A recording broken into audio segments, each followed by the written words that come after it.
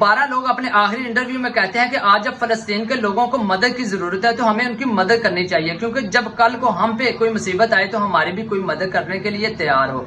और जब ये इमदादी सामान लेकर गजा की तरफ रवाना हो रहे थे तो रास्ते में इजरायली फौजी आते हैं, इनका मुहासरा करते हैं और इनको अपनी हिरासत में ले लेते हैं। जब ये मामला इंटरनेशनल फोरम पे उठता है तो इसराइल का बयान आता है कि हम इनको छोड़ देंगे, लेकिन अब तक 2 दिन हो चुके हैं, अभी तक उन्होंने इन्हें नहीं छोड़ा। याद रखना, आपकी और मेरी जितनी जद्दोजहद होगी, जितनी हमारी आवाज होगी, रिहाई के उतने ही ज्यादा चांसेस होंगे। तो दोस्तों, मामला कुछ इस तरह से है। ये 12 लोग हैं जो कि दुनिया के मुख्तलिफ ममालिक से ताल्लुक रखते हैं। इनमें से एक स्वीडन लड़की भी है।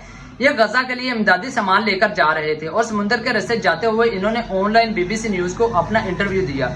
ये लड़की कहती है कि आज जब फलस्तीन के लोगों को मदद की जरूरत है तो हम उनकी मदद क्यों नहीं कर रहे। पूरी दुनिया खामोश है, कोई भी उनकी मदद नहीं कर रहा। तो फिर हमने सोचा कि जितना हम कर सकते हैं हम उतना करेंगे। हम उनके लिए कम से कम इमदादी सामान तो लेकर जा सकते हैं, तो हम ये लेकर जा रहे हैं। और उसके बाद वो ये भी कहती है कि हमारे पास कोई भी असला मौजूद नहीं है, हम पुरअमन लोग हैं। और ये था उनका आखिरी इंटरव्यू। उसके बाद इसराइली फौजी उनका मुहासरा करते हैं और उनको अपनी हिरासत में ले लेते हैं। ये मामला इंटरनेशनल फोरम पे उठना शुरू हुआ तो इसराइल का बयान आया कि हम उनको छोड़ देंगे, लेकिन 2 दिन हो चुके हैं, अभी तक उनको डिपोर्ट नहीं किया गया। तो दोस्तों, याद रखना, आपकी और मेरी जितनी आवाज बुलंद होगी उनके उतने ही रिहाई के चांसेस ज्यादा होंगे।